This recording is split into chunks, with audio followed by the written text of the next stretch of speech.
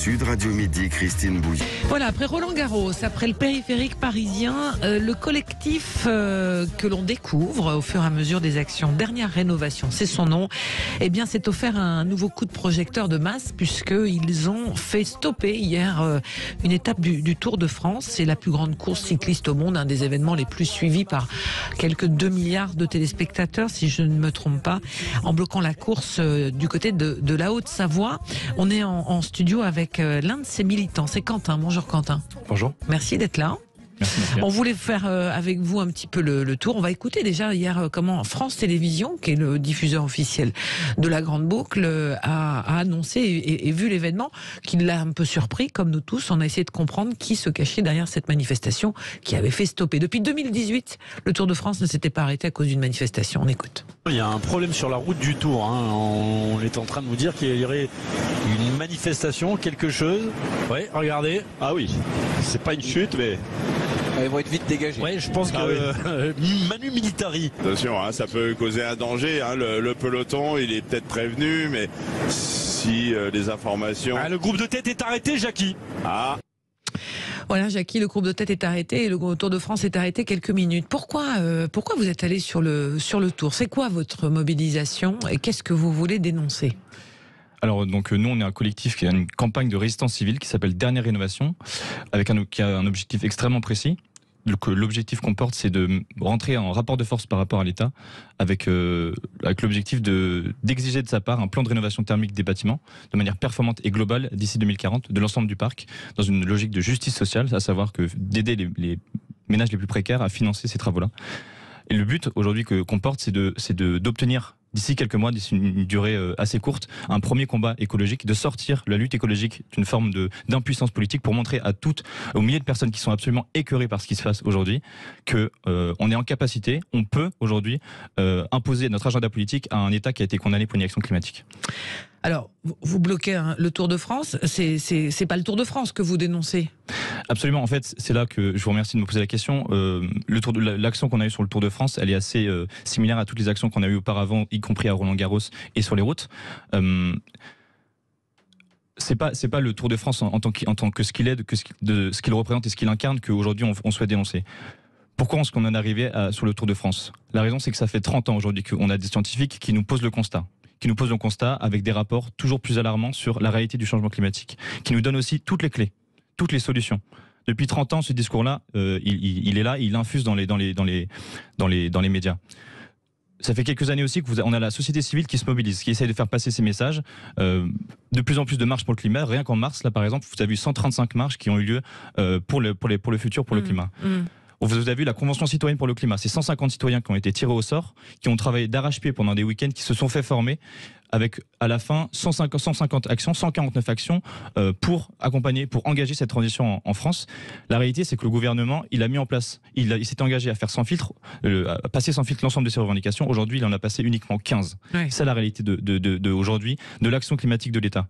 Et donc, nous, on fait ce constat-là. On fait ce constat-là avec lucidité que de tout ce qu'on a essayé jusqu'ici, ça ne marche pas.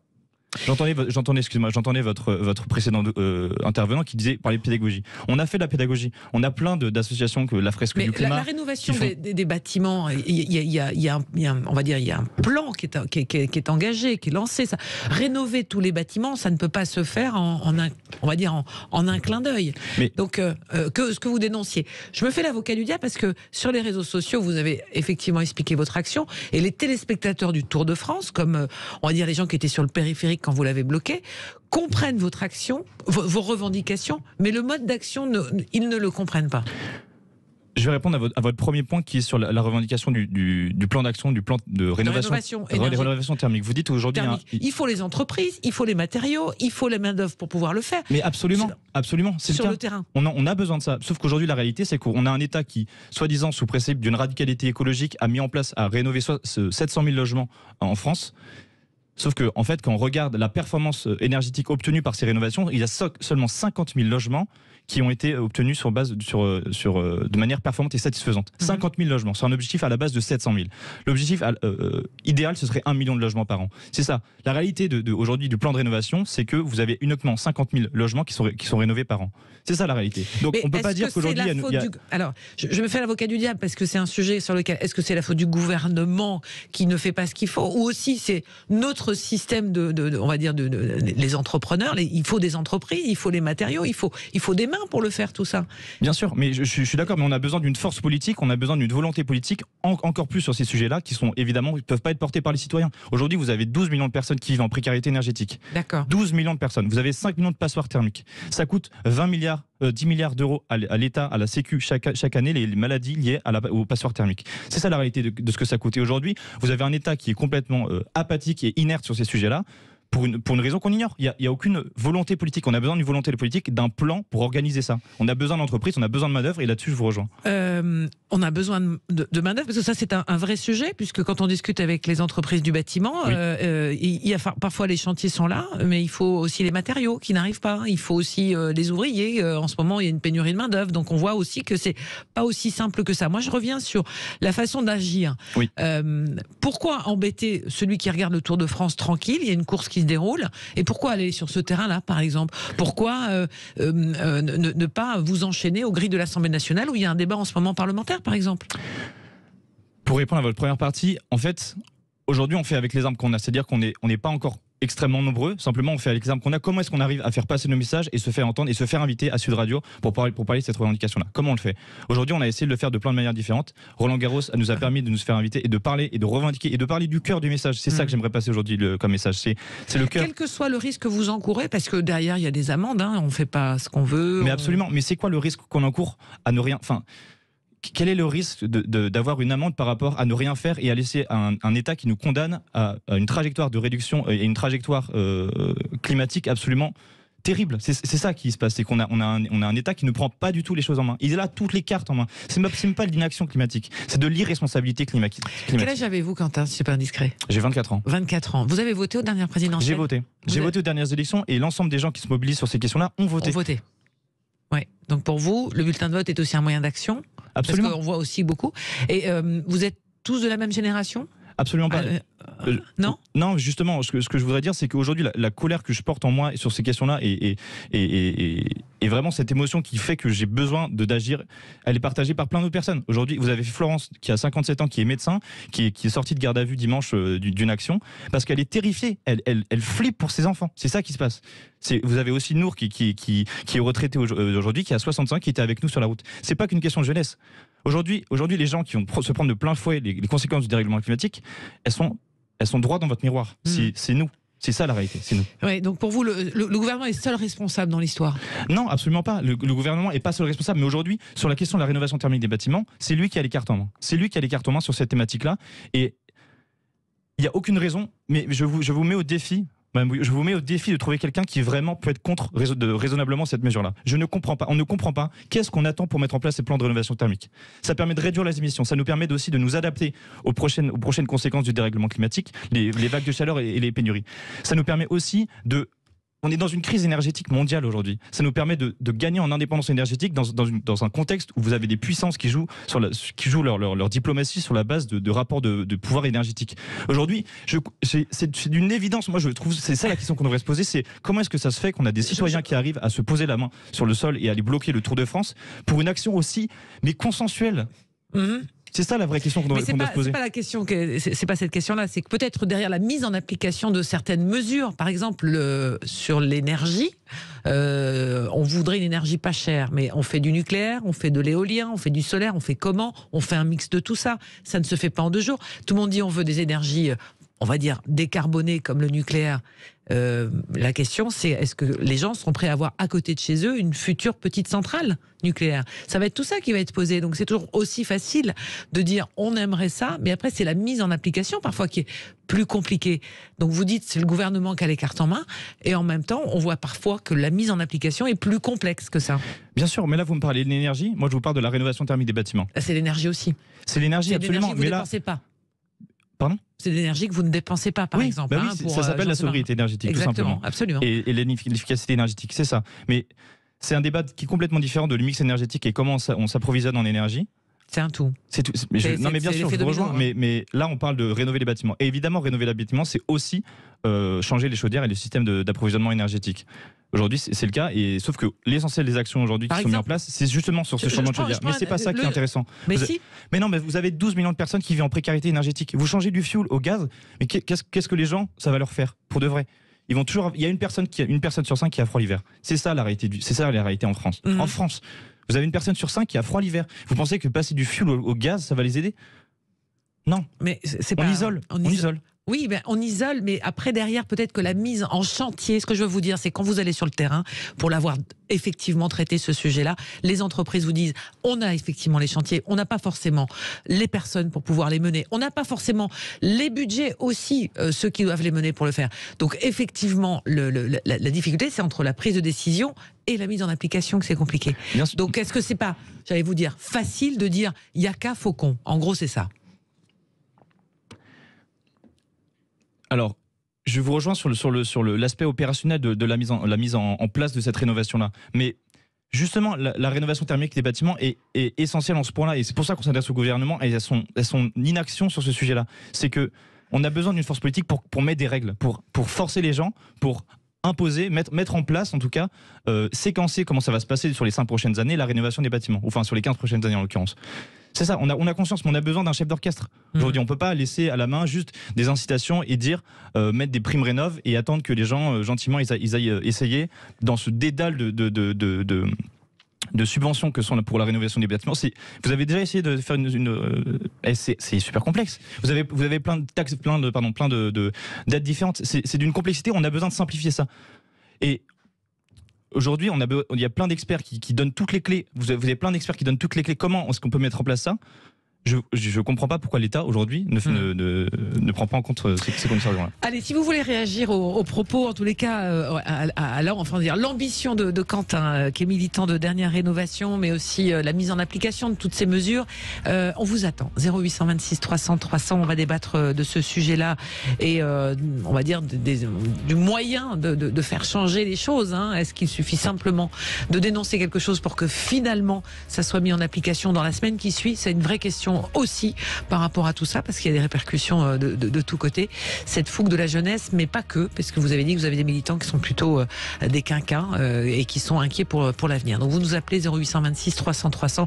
On aimerait bien vous entendre et le débat est ouvert sur Sud Radio. À tout de suite. Et vous étiez peut-être devant le tour hier ou que vous écoutez, vous faites bien Sud Radio sur ce sujet. Vous évidemment ce numéro 0826 300 300. Il vous reste 10 minutes. Sud Radio Midi, Christine Bouillot. Olivier qui nous appelle du Val-de-Marne et qui souhaitait réagir à l'intervention de Quentin. Bonjour Olivier. Oui, bonjour Christine, bonjour monsieur Quentin. Bonjour Olivier. Alors, on vous écoute, vous avez la parole. Je ne suis pas forcément du côté de votre invité, je suis plutôt du côté de ce que disait monsieur Gervais, qui est un invité de monsieur Berkoff. Oui, tout à fait, qui est venu il y a quelques semaines, ouais, tout à fait. Il y a quelques semaines. J'ai 45 ans, moi j'ai vu les différents épisodes de Chaud et Froid. En l'occurrence, le GIEC pour moi est une mafia qui a un agenda politique derrière. Je le dis clairement, je n'ai pas peur de dire. On a plusieurs problématiques. Bien entendu qu'il y a un problème pour les 12 à 10 millions de personnes qui ont un problème d'isolation, etc. Les matériaux qui sont utilisés quand même ont un impact écologique parce qu'il faut les extraire aussi. C'est pas, il y a des dérivés du pétrole, il y a des dérivés au niveau de métaux. C'est pas faux, oui. Oui, voilà. En fait, non, il faut complètement le dire. On a aussi des problèmes qui vont survenir en Europe. Je l'explique. Il y a quelque chose qui est en train de se réveiller autour de Naples, dans la cuvette de la ville de Naples. Ça s'appelle les monts Flégriens. Je ne sais pas si vous connaissez. Non. Les monts Flégriens, c'est un super volcan qui est en train de se réveiller. D'accord. Ça veut dire que les vulcanologues ont leur mot à dire sur l'aspect climatique, parce qu'on le sait par expérience, les éruptions volcaniques ont influencé le climat. Si ce volcan qui est en train de se réveiller, le Vésuve est à côté, est un nain, je peux vous dire que votre échauffement climatique, vous pouvez l'oublier très vite. On aura un refroidissement sur toute l'Europe. Et l'impact qui a été calculé, déjà sur la banlieue périphérique de Naples, c'est entre 3 à 7 millions de morts. Si il se réveille, en l'occurrence, et se réveillera de toute façon, toute l'Europe il y aura plus de récoltes, etc. En l'occurrence. D'ailleurs, il faut prendre une chose. On dit le CO2 c'est responsable, etc. pas de CO2, pas de plantes, pas de culture, pas de fruits, pas de céréales, etc. Ce que vous dites, Olivier, c'est que vous croyez pas au réchauffement, mais vous pensez qu'il y a quand même un dérèglement climatique. Il y a des phénomènes, par exemple, les précipitations neigeuses, en l'occurrence, on le sait, sont influencées par les rayons cosmiques, c'est-à-dire ces rayons influencent dans la stratosphère toute la formation des nuages en grande partie. Il y a des endroits qui manquent de précipitations, c'est vrai. Ça, oui. Là, en ce moment, dans l'hémisphère sud, il neige comme c'est pas possible dans le pays de ma femme au Chili. Ils ont eu une période extrêmement sèche. Il y a la Niña et El Niño qui influencent majoritairement. Le problème actuel, c'est pas forcément le réchauffement. Il y aura toujours des problèmes de réchauffement ou de refroidissement. D'ailleurs, on est en train de calculer, par exemple, que le Gulf Stream est en train de ralentir actuellement. Le fameux jour d'après, ce film qui était une fiction a été vérifié en 2017 par les gens du CNRS. Ils se sont dit, bon, on va faire une recherche, etc. Ils se sont dit, c'est pas ça. Et finalement, ils se sont aperçus que ce courant est en train de ralentir. Parce que si même il y avait une fonte des glaces majoritaire au pôle Nord, ça perturberait la salinité, la densité de l'eau. C'est-à-dire qu'il y aura un blocage qui se fait. Il y a des systèmes de sécurité. Olivier, je vous coupe, mais on a peu de temps et on a d'autres auditeurs. Merci pour votre intervention. On comprend qu'il y a encore des gens qui sont effectivement circonspects par rapport à ces sujets-là. Et évidemment, Quentin vous répondra, mais nous sommes avec Sandrine qui nous appelle d'Évian-les-Bains. Bonjour Sandrine. Bonjour Sandrine. Bonjour à tous. Et bonjour. Puis, bonjour à Quentin et merci à lui parce que moi j'étais aussi sur le tour, j'étais pas à côté de lui, mais sinon je pense que je vous aurais soutenu et j'espère qu'il y a plein de gens qui vont venir vous soutenir. Moi j'ai travaillé dans l'économie de l'énergie et j'ai vu il y a 30 ans, c'est exactement ce qu'il disait, ça fait 30 ans qu'on le dit, rien ne se passe, tout le monde s'en fout et on se retrouve aujourd'hui avec tout un tas de parcs de logements qui sont inlouables parce qu'ils sont pas aux normes. Alors on mure des logements d'un côté et puis on prend des terrains partout pour faire du terrain à bâtir et on reconstruit des choses qui seront inlouables dans quelques années. C'est du grand n'importe quoi et c'est très grave en réalité ce qui se passe. Donc très vite il faut passer à autre chose. Très vite aujourd'hui on a beaucoup d'entreprises dans le bâtiment, c'est une toute petite reconversion à faire et au lieu de faire du neuf, il faut attaquer la réno. Il faut passer à la réno. Donc merci à lui parce qu'en effet de temps en temps il faut se faire entendre. Alors je suis désolée pour ceux qui prennent, qui se retrouvent en garde à vue. Et c'est quelque part c'est les martyrs de notre Vous militez vous-même? Est-ce que vous militez vous? Non, mais je regrette de pas le faire quand j'entends ça. Je me dis mais j'ai honte de pas faire comme eux. Voilà. D'accord. Eh ben, écoutez, voilà, Quentin, une réaction. Mais je suis ravi d'avoir des témoignages qui. C'est pas commandité, l'appel. Je pense que ça témoigne aussi du fait qu'on a cette image d'impopularité aujourd'hui. C'est pas le cas. La preuve en est. Je remercie Sandrine d'avoir partagé son expérience. Je vais donner un exemple aussi très simple. Vous avez Antoine Duchesne du groupe Groupama FDJ qui a témoigné dans Le Monde hier, qui a dit justement. Il trouvait le blocage qu'on a fait sur le Tour de France, il y était. C'était pas les coureurs qui râlaient. Non, mais ce que je veux dire, c'est que même auprès des coureurs, parce que les gens sont outrés qu'on ait bloqué le Tour de France 15 minutes. Je peux le comprendre, mais en fait, qu'est-ce qu'il y a en face en fait? Ce qu'il y a en face, c'est un État qui est complètement inopérant et qui fait absolument rien. Donc je suis ravi de montrer aussi qu'il y a des gens qui nous soutiennent et j'invite encore une fois les gens à bien comprendre qu'aujourd'hui on n'a plus d'autre choix que rentrer en résistance civile et de nous rejoindre de rejoindre les dernières rénovations, dernièrerénovation.fr et avec comme objectif d'avoir toute une nouvelle vague de résistance civile à la fin de l'année.